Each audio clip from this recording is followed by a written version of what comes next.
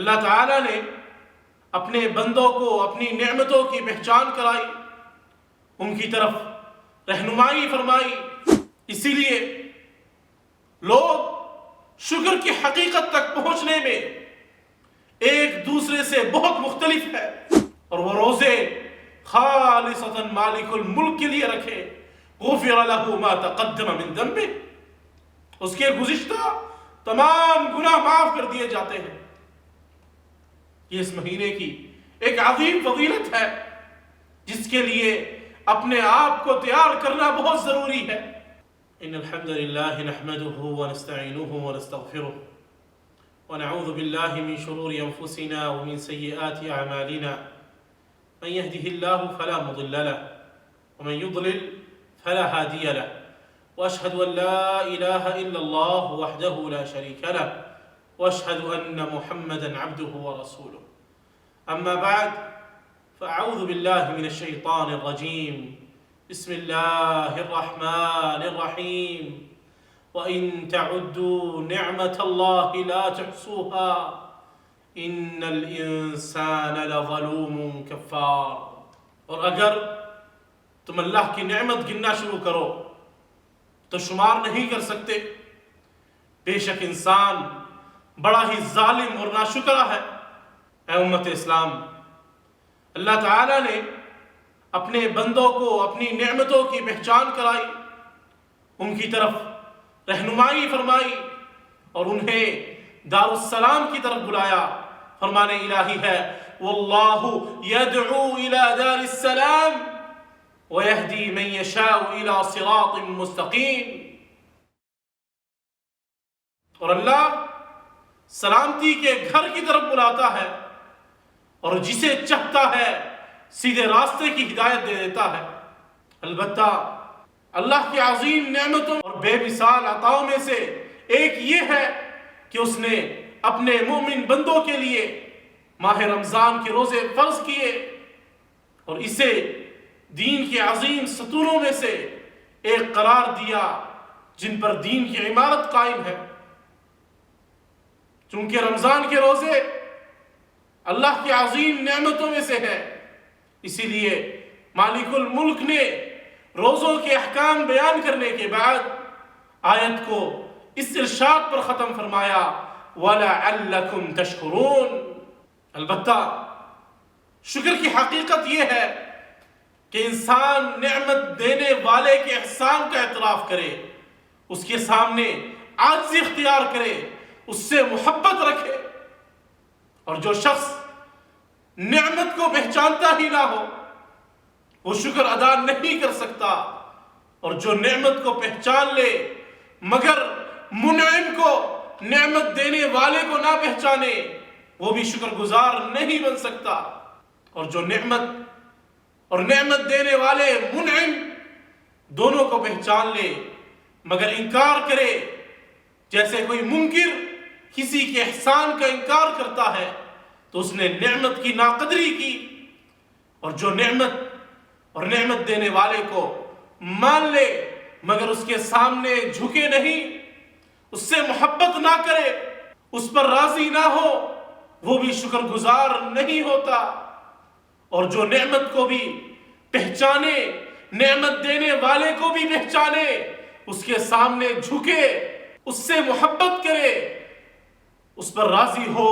اور نعمت کو اس کی اطاعت اور پسندیدہ کاموں میں استعمال کرے، وہی حقیقی شکر گزار ہے۔ اسی لیے لوگ شکر کی حقیقت تک پہنچنے میں ایک دوسرے سے بہت مختلف ہے، اور یہ فرق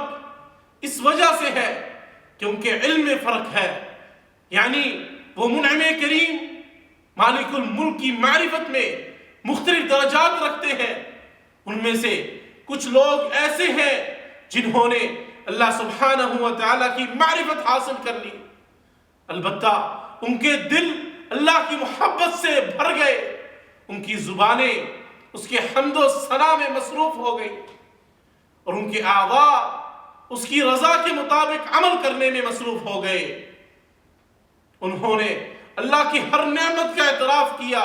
اور ان نعمتوں کو انہی کاموں میں استعمال کیا جن سے مالک الملک راضی ہوتا ہے، لہذا وہ شکر گزار کہلائے۔ اور کچھ لوگ ایسے ہیں جنہوں نے اپنے نفس کو غفلت میں دبا دیا، اللہ سے جہالت اختیار کی، نتیجتاً وہ اللہ سبحانہ و تعالی سے اور زیادہ دور ہو گئے، اور ان کا شمار ناشکروں میں ہوا۔ اے امت محمد صلی اللہ علیہ وسلم، کچھ دنوں میں ہم رمضان المبارک، اس مبارک مہینے کا استقبال کرنے لگے ہیں۔ کچھ ہی دن رہ گئے ہیں کہ یہ مہینہ داخل ہو جائے گا، لیکن افسوس کے ساتھ اکثر اس کی شاپنگز میں، اس کے لیے خرید و فروخت میں مصروف ہیں۔ وہ اس بات سے غافل ہے کہ یہ مہینہ ایک مبارک مہینہ ہے جس کو مالک الملک نے ایسی خصوصیات اور امتیازات عطا فرمائی ہیں جو دوسرے تمام مہینوں میں موجود نہیں ہے۔ آئیں ان میں سے چند کا ذکر کرتے ہیں تاکہ ہم اس عظیم نعمت کی قدر کو سمجھیں اور کثرت سے طاعات کریں، اور اپنے آپ کو ابھی سے تیار کر لیں کہ ہم نے اس مبارک مہینے میں کثرت سے عبادات کرنی ہے۔ سب سے عظیم فضیلت اس مہینے کی اور سب سے اہم جو کہ مالک الملک نے قرآن حکیم میں بیان فرمائی ہے، شہر رمضان الذی انزل فیہ القرآن ہدی للناس وبینات من الہدی والفرقان۔ ماہ رمضان وہ مہینہ ہے جس میں قرآن حکیم اتارا گیا، جس میں لوگوں کے لیے ہدایت ہے اور جس میں حق اور باطل کی تمییز کی تمام نشانیاں ہیں۔ ماہ رمضان قرآن کریم کے ساتھ ایک خاص نسبت رکھتا ہے، کیونکہ یہی وہ مہینہ ہے جس میں قرآن حکیم نازل ہوا۔ مالک الملک کا فرمان ہے اِنَّا أَنزَلْنَاهُ فِي لَيْلَةِ الْقَدْرِ۔ اسی طرح مالک الملک کا فرمان ہے اِنَّا أَنزَلْنَاهُ فِي لَيْلَةٍ مُبَارَكَةٍ إِنَّا كُنَّا مُنذِرِينَ۔ اسی طرح ماہ رمضان کی ایک فضیلت یہ ہے کہ اس میں لیلۃ القدر بھی ہے، جس کے بارے میں مالک الملک نے فرمایا وَمَا أَدْرَاكَ مَا لَيْلَةُ الْقَدْرِ لیلۃ القدر خیر من الف شہر، یعنی شب قدر میں کیا گیا عمل 1000 مہینوں کے عمل سے بہتر ہے، اور اجر و ثواب بھی اسی طرح کئی گنا بڑھ جاتا ہے۔ اور اسی مبارک مہینوں کے روزوں کے بارے میں آقا علیہ السلام نے فرمایا من صام رمضان ایمانا واحتسابا غفر له ما تقدم من ذنبه۔ جس شخص نے ایمان اور ثواب کی نیت سے رمضان کے روزے رکھے، شرط یہ ہے کہ ایمان اس کے دل میں پختہ ہو اور وہ روزے خالصتاً مالک الملک کے لیے رکھے، غفر له ما تقدم من ذنبه، اس کے گزشتہ تمام گناہ معاف کر دیے جاتے ہیں۔ یہ اس مہینے کی ایک عظیم فضیلت ہے جس کے لیے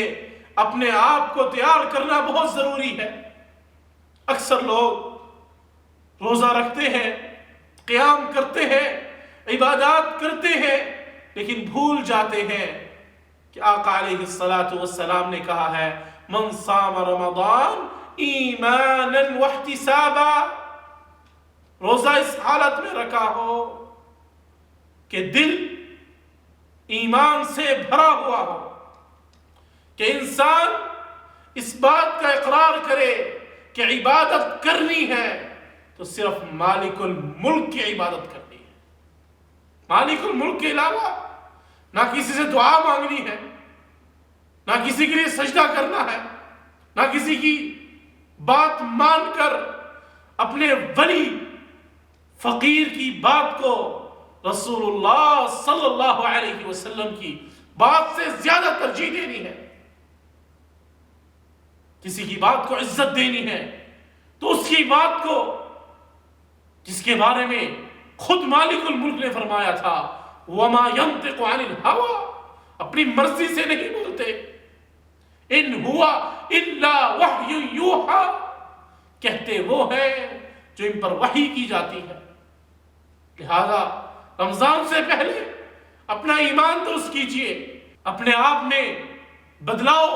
پیدا کیجئے، اپنے بزرگوں کے سامنے ادب سے پیش آئیے، لیکن کہیے کہ سب سے بڑے بزرگ میرے اور آپ کے بزرگ محمد صلی اللہ علیہ وسلم ہیں۔ مالک الملک سے دعا ہے کہ اللہ سبحانہ و تعالی ہمیں خالصتاً مالک الملک کی عبادت کرنے کی توفیق عطا فرمائے، اور قال اللہ اور قال رسول صلی اللہ علیہ وسلم پر چلنے کی توفیق عطا فرمائے۔ وما علینا الا البلاغ المبین۔